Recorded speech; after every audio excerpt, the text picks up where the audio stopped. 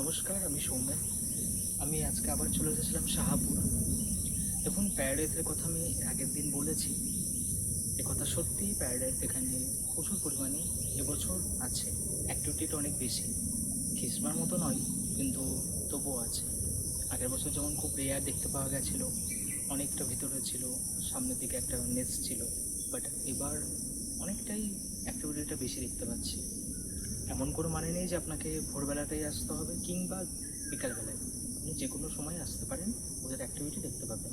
এই আমি আপনার সাথে কথা বলছি, এর মধ্যেই দেখুন প্যারাডাইস হয়তো পেছনে একবার ডাকলো। ওরা এখানেই ঘোরাফেরা করছে। আর প্যারাডাইসের সাথে কিন্তু মোনাচও আছে। দুটো ভালো পাখি একসাথে আছে এখানে।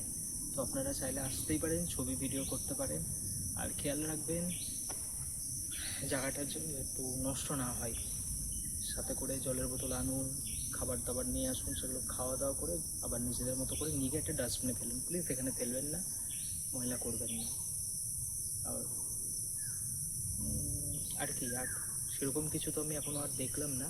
আসলে আমার এই দুটো নিয়েই একটু বেশি দেখা হচ্ছিলো, এই আর কি। আর যদি কোনো কিছু পাখি আমি দেখতে পাই অন্য, তাহলে আপনাদেরকে অবশ্যই আমি জানাবো।